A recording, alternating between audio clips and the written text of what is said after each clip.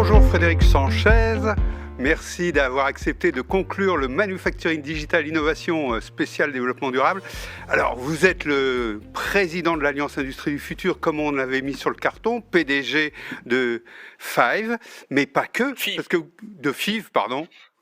C'est parce que tout à l'heure on m'a repris sur Nine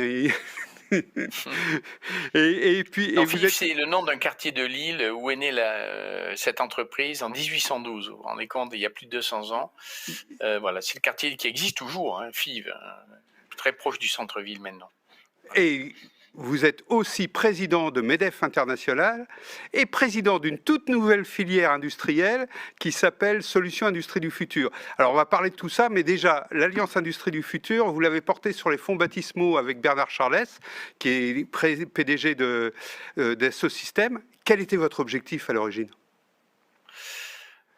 À l'origine, c'était faire prendre conscience aux décideurs politiques, mais pas simplement, et aussi au territoire de nos entreprises, leur faire prendre conscience que une nouvelle révolution arrivait, industrielle, et que cette révolution, elle allait bouleverser et nos modes de production et nos façons de travailler, et que, en même temps, elle permettrait probablement de redistribuer les cartes dans le monde de l'industrie mondiale, et que nous avions, nous, grâce au talent de nos ingénieurs, une carte à jouer dans cette redistribution, nous, France, et nous, entreprises françaises, mais que pour ça, il fallait embarquer. Et embarquer, ça voulait dire faire prendre conscience, mettre en œuvre des outils de soutien, de financement, faire émerger ces solutions de demain. Je pense à je pense à l'impression 3D métal, aux nouveaux matériaux, à la digitalisation, faire prendre conscience en fait que grâce aux atouts dont dispose notre pays, nous avions réellement une carte à jouer. Alors, au départ, ça s'est fait entre grands groupes, et puis ensuite, progressivement, on est devenu le 34e plan de la nouvelle France industrielle de Montebourg sous Hollande, et puis ensuite, Macron, qui a succédé à Montebourg, a lui donné une dimension beaucoup plus structurée et avec un programme de travail, étape par étape, qui associait toutes les grandes organisations professionnelles, mais aussi les organisations académiques, mais aussi les organisations technologiques à cette aventure, mais aussi les partenaires sociaux.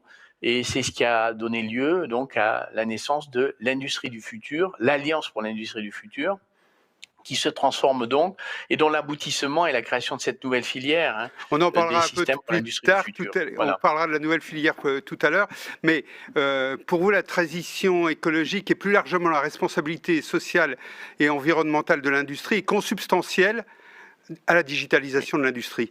Et avec un clin d'œil à nos amis outre-rhénans, vous l'appelez ça l'industrie 5.0. Alors, pourquoi ? Alors, d'abord parce que nos amis outre-rhénans, je crois que c'est à Bosch que, quand revient le mérite, ils ont parlé d'industrie 4.0. Nous, on a parlé d'industrie de futur. Au départ, c'était même d'usine du futur. L'usine du futur, et on aimait bien cet oxymore. Bon, aujourd'hui, l'industrie du futur, c'est plus moderne, et l'industrie du futur, c'est pour nous l'industrie 5.0. Pourquoi ? Parce que cette industrie, elle ne doit pas être simplement plus performante, plus efficace, mais elle doit aussi associer les salariés à ces transformations.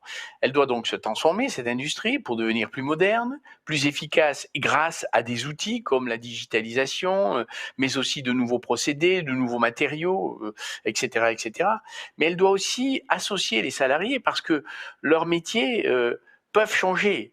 La digitalisation permet par exemple de rendre le travail plus agile. On l'a vu avec le Covid malheureusement et les conséquences que ça a eu en termes de télétravail. Mais sans des outils digitaux, on n'aurait pas pu télétravailler.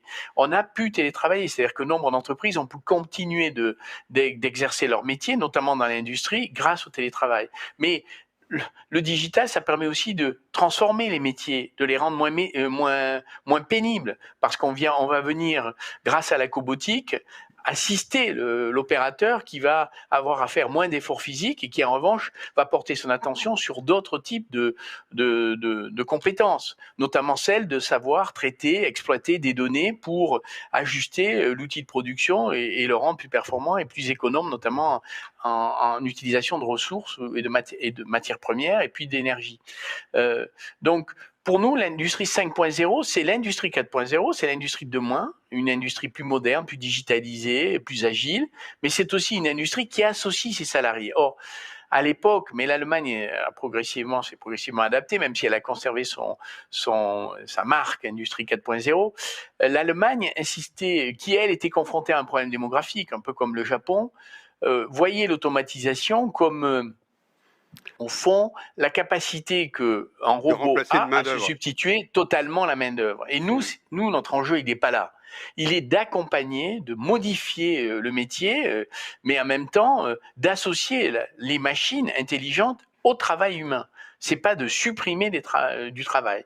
Alors, il y a de nouvelles technologies, malgré tout, parce qu'il ne faut pas non plus être d'une naïveté totale. Il y a de nouvelles solutions. Je pense par exemple à l'industrie automobile électrique. L'électrification qui passe par la batterie se substitue au moteur thermique et on voit bien que ça aura des effets en termes d'emploi. Donc, il va falloir aussi accompagner ces transformations. Puisque, vous le savez, toutes choses égales par ailleurs, il faut à peu près un peu plus de la moitié des salariés pour réaliser la même quantité de moteurs thermiques versus moteurs électriques. Donc là, il va y avoir des transformations qu'il va falloir accompagner, d'où l'importance aussi de travailler sur des formations qui, tout au long de la vie, permettent d'adapter les métiers et d'accompagner ces transformations industrielles. Voilà. Mais 5.0, c'est parce que l'homme est au cœur de cette révolution. C'est pas que l'environnement, c'est pas que l'impact environnemental, c'est aussi l'homme. Alors, par contre, du côté environnement, la digitalisation aussi, ça produit, parce que ça a besoin d'énergie, ça produit un certain impact environnemental pas toujours positif. Oui, bien sûr. Et là, on rentre par exemple dans le débat de la 5G. Mais deux remarques. Il est évident que l'industrie du futur, et nous travaillons tous les industriels autant que nous sommes, même ceux qui développent, grâce à l'industrie du futur, les produits du futur. Nous travaillons tous à des produits du futur et une industrie du futur beaucoup plus dont l'empreinte environnementale sera réduite. Alors, bien évidemment, c'est un bilan qu'il faut faire net, c'est-à-dire que la 5G, toute chose égale par ailleurs, si elle traite le même nombre de données, émet 10 fois moins de CO2 que la 4G. Maintenant, parce qu'elle va permettre le développement et la démultiplication des usages, il est probable qu'elle va s'accompagner d'une augmentation de son empreinte environnementale CO2. Mais elle permettra par ailleurs de réduire l'impact environnemental des lignes de production. Parce qu'il ne faut pas imaginer qu'on puisse digitaliser nos systèmes de production, qu'on puisse modifier nos procédés qui permettront de décarboner l'industrie, sans que pour autant, sans utilisation de la 5G. Donc la 5G, c'est à la fois un moyen qui va permettre radicalement de réduire nos émissions, même si elle, dans l'absolu, parce que la masse des données traitées va augmenter, va être émettrice de CO2. Mais c'est à nous aussi de travailler sur les usages. Si on veut que la 5G soit encore plus performante, eh bien, focalisons-la sur des usages notamment industriels. Et là, le bilan sera largement favorable en termes environnementaux et d'émissions de CO2. Maintenant, si la 5G est surtout utilisée pour des usages individuels, personnels, de la maison, bon, ben là, et de la maison, quand je dis, c'est surtout usage Netflix et autres, alors là, effectivement, on va probablement consommer plus de données, et donc, toute chose égale par ailleurs, être plus émetteur de CO2. Mais pour l'industrie, c'est le passage obligé pour être plus performant sur le plan environnemental. Et il y a aussi la relocalisation, c'est-à-dire que la digitalisation facilite aussi la relocalisation des entreprises et donc par là même réduit l'empreinte carbone. Oui, bien tout à fait. En fait, effectivement, l'industrie du futur, c'est aussi un moyen de relocaliser. Alors, pas tout relocaliser, et donc de réduire les flux de marchandises, et donc de réduire l'impact environnemental de ce que l'on appelle, vous savez, le cercle 2 ou le scope 2 dans les mesures de l'impact environnemental des entreprises. Et ça permet par ailleurs, parce que, encore une fois, on va mieux pouvoir optimiser le fonctionnement d'une ligne de production, parce grâce à la capacité qu'on aura à traiter des données en temps réel, ça permettra aussi de réduire l'impact environnemental et donc de relocaliser. Et puis, la relocalisation, elle sera aussi facilitée par bien d'autres usages de la digitalisation. Quand vous parlez, par exemple, de mise en route à distance, on peut le faire aujourd'hui grâce à des lunettes connectées et grâce à un pilotage à distance du démarrage d'une machine. Mais c'est aussi de nouveaux types de produits, de technologies. L'impression 3D métal, ça permet de relocaliser la production de pièces, par exemple de rechange. Plutôt que d'avoir d'énormes stocks qui sont dont les pièces sont produites à grande échelle dans des pays low cost pour pouvoir réduire le coût unitaire des pièces, eh bien, on pourra faire à la demande des pièces grâce à l'impression 3D. Donc là, on voit que ça a deux impacts. Ça réduit les financements, les besoins de fonds de roulement mis en œuvre, mais surtout, ça réduit l'environnement l'impact environnemental parce qu'on transporte moins de pièces. Donc la 3D, c'est une solution aussi. Quand je dis métal, mais c'est aussi la 3D polymère, plastique. Donc, en fait, on est face à une révolution où on voit apparaître de nouvelles solutions. On parle tous de la voiture électrique. La voiture électrique, ce sont des batteries.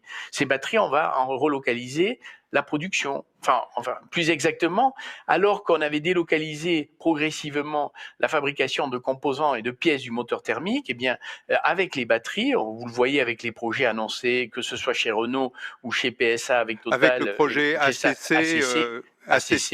et puis le plan Europe Batterie, je ne sais plus comment il s'appelle, voilà. Mais l'Europe de la batterie qui réunit les industriels pour créer une source d'approvisionnement en batterie en Europe. Oui. Voilà. Donc toutes ces nouvelles technologies, toutes ces nouvelles solutions de demain, elles permettent une relocalisation.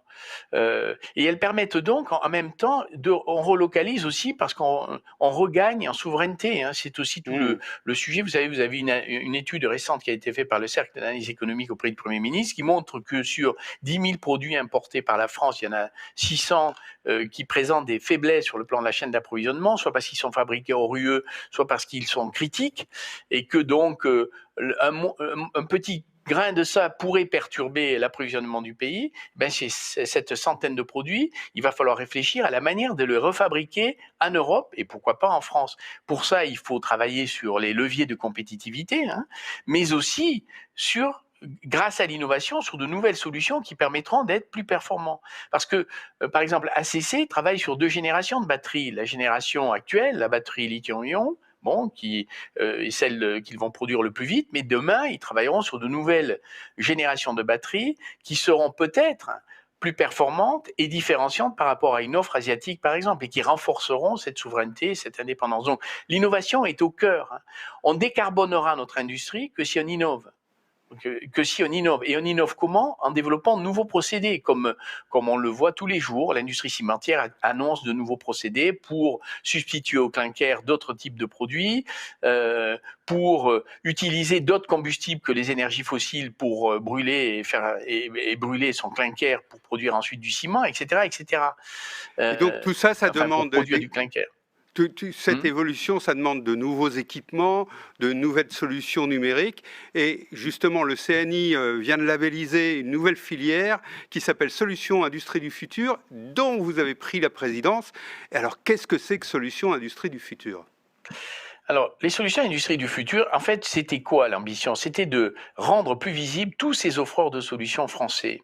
Donc des entreprises qui fournissent des biens d'équipement, qui fournissent des solutions industrielles et qui vont jusqu'à fournir du digital, du numérique, parce que l'industrie du futur, elle associe étroitement ce que je qualifie de hard, c'est-à-dire les machines, et le soft. Le cerveau de la machine, une machine dotée de capteurs et puis duquel on va extraire des données qu'on va pouvoir traiter pour optimiser son fonctionnement et son impact environnemental. Ces offreurs de solutions, ils existent en France, mais le réflexe naturel, souvent, est de se dire que ces industriels-là ou ces entreprises de services-là ont disparu et qu'elles existent de l'autre côté du Rhin, en Allemagne ou en Suisse ou en Italie. Or, c'est faux. Il y a un terreau d'industriels offreurs de solutions important en France. Donc, le but premier, c'est de les rendre visibles. Et on va les rendre visibles en organisant cet écosystème autour d'une plateforme qui va être plateforme numérique fournie par Dassault Systèmes et qui permettra justement que des offreurs de solutions puissent offrir leurs solutions à des clients issus des filière verticale du CNI. Donc ça, c'est le premier but, les rendre visibles, les rendre cohérents, en faire une communauté, et une communauté qui couvre toute la chaîne d'approvisionnement de la solution hard jusqu'à la solution soft. Voilà. Ça, c'est le premier objectif. Le deuxième, c'est d'accélérer la transformation de notre industrie et de le faire notamment en focalisant sur ou en se concentrant sur les nouvelles technologies, les nouvelles solutions de demain, alors qui couvrent à la fois le monde du digital, mais aussi le monde physique. Je parlais de l'impression 3D, nous allons avoir tout un programme d'action pour déployer des solutions 3D en France et notamment dans les centres techniques pour permettre aux PME françaises d'accéder à ces savoir-faire, de réaliser ce que peuvent permettre de faire la 3D métal. Mais je parle de 3D métal parce que je connais bien ce secteur, mais on va le faire globalement dans tout ce qui est transformant pour l'industrie de demain. Donc les nouveaux matériaux, la robotique et la cobotique, on va associer le CEA et le CETIM dans cette démarche, et des fédérations, et le CIMOP, qui représente les fournisseurs de robots en France, parce que là aussi, un robot, c'est une machine, c'est une commodité, mais au bout de laquelle vous mettez des têtes, qui là sont intelligentes et qui vont faire et qui vont permettre aux robots de faire des opérations particulières. C'est là-dessus qu'il faut que nous mettions l'accent, nous, en France. C'est moins sur la commodité que sur l'intelligence qui va avec le robot. Et là, il y a, encore une fois, des offres de solutions multiples, de toute taille. Et nous allons d'ailleurs, dans cette plateforme, venir y associer à la fois toute la French Tech, parce qu'il y a dans la French Tech des solutions et des entreprises qui demain vont grandir grâce à l'appartenance à une communauté qui, j'espère, communauté qui devra aller au-delà de la French Tech pour se confronter aux besoins des clients finaux issus des filières verticales du CNI, mais la French Tech, mais aussi le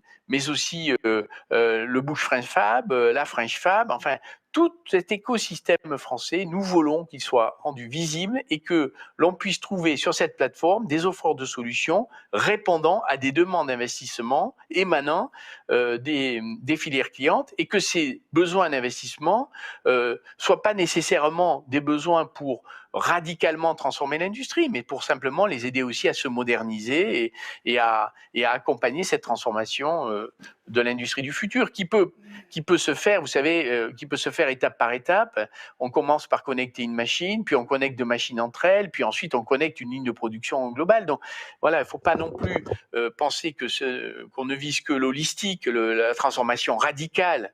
On travaillera sur les projets de R&D de demain. Et on veut associer les offres de solutions français à ces projets de demain. C'est vital si on veut être autonome, indépendant, souverain. Mais on veut aussi pouvoir accompagner des entreprises qui se transforment, qui se modernisent et qui embarquent progressivement des outils digitaux ou qui réfléchissent à de nouveaux types de production, à de nouvelles façons de faire, à de nouveaux procédés. Voilà. Cette nouvelle filière, c'est donc un moyen aussi d'accompagner la montée en compétences, la montée en gamme de l'industrie hexagonale. Oui, bien sûr. On le fera bien en étroite coordination avec les régions et France Industrie, parce que ça se passe dans les territoires. Cette montée en gamme, elle se passe dans les territoires. Et nous fournirons des outils, mais derrière, c'est dans les territoires avec France Industrie et ses ambassadeurs, et bien évidemment les régions, qu'il ne faut pas oublier. Et par ailleurs, les organismes de financement, je pense notamment à BPI, qui jouent un rôle clé dans d'accélération de la transformation de ces entreprises, que cela se passe. Mais nous allons être, si vous voulez, dans ce cadre-là, l'industrie du futur, enfin la filière, un système pour l'industrie du futur, va être plutôt un chef d'enquête, quelqu'un qui va définir le cadre et qui va ensuite s'appuyer sur les compétences. Par exemple, dans le domaine de la formation, puisque l'interlocuteur précédent parlait de formation, dans le domaine de la formation, nous déléguerons, c'est pas à nous d'élaborer des programmes de formation. Nous avons en France des organismes qui existent et qui sont capables de le faire. Je pense à l'IUMM, je pense aux OPCO. Bon, mais nous simplement, nous identifierons les métiers sous tension et nous serons en demande. Et nous attendons des OPCO, mais ils le font déjà, et des et de l'UMM, mais aussi, par exemple, du projet France Industrie du Futur et de ces clusters qui se créent, nous attendons à ce que on mette en œuvre les moyens pour former les opérateurs à cette industrie de demain, qui est déjà là. Hein. Quand je dis industrie du futur, nombre de PME, il y en a plus de 5000 qui ont été auditées et qui se sont engagés dans ce parcours de montée en gamme. Le terme industrie du futur, il n'est pas très adapté. Parce que justement, le futur, ça doit être aujourd'hui. Les entreprises françaises, il faut qu'elles se transforment aujourd'hui et pas après-demain. Non. Et en fait, oui, mais c'est aussi pour dire l'industrie du futur sera digitale. Ça, c'est déjà en cours. L'industrie du futur, elle doit aussi aider à accompagner les mouvements majeurs de transformation de l'industrie là de demain. C'est-à-dire, par exemple, quand on parle de quantique, quels sont les préalables? Que peut-on faire en France? Quand on parle de microélectronique, que peut-on faire en France? Bon, donc toutes ces réflexions, elles doivent être au cœur de cette filière et elles doivent permettre d'accompagner ces transformations. Donc là, on parle bien d'industrie du futur, c'est l'industrie de demain, mais c'est des programmes à la fois européens et français. Tout ça doit s'articuler avec le plan de relance, hein, c'est fondamental. Nous articulerons nos grands projets avec le plan de relance et nous voulons être cet accélérateur du plan de relance que d'ailleurs, et c'est le gouvernement attend de nous que nous fassions ça. Donc, et là, on parle vraiment d'industrie de demain, du futur de demain. Mais l'industrie du futur, c'est aussi vraiment l'industrie du futur. C'est celle d'après-demain. Voilà, c'est celle d'après-demain. Et c'est s'y préparer. Un peu comme on l'a fait depuis une dizaine d'années. Vous savez, on parlait déjà d'industrie du futur en 2012. Nous, FIV, concevoir aujourd'hui les usines de demain, c'était notre signature en 2007. Donc, ça fait une quinzaine d'années qu'on est sur ces sujets-là. Mais on voit qu'en permanence, ça évolue. D'abord qu'il faut du temps. Et pour que la maturité se fasse, pour que l'écosystème intègre les enjeux de cette transformation, et puis que par ailleurs, cette industrie du futur, elle est en permanence en train de se renouveler, de se transformer, et de réfléchir à la façon de faire différemment ce qu'on faisait aujourd'hui. D'une certaine manière, on la fera différemment de demain. Mais j'ajoute qu'elle est là aussi au service des filières clientes qui, elles, travaillent sur les produits du futur. Bien sûr. L'avion électrique, la voiture électrique et autonome, demain la 6G dans les télécoms, les nouvelles puces et les nouveaux microprocesseurs. Donc tout ça est en permanence en train d'évoluer. Simplement, un constat, ça évolue de plus en plus vite. Ces transformations se font à une vitesse phénoménale. Donc, faut anticiper et il faut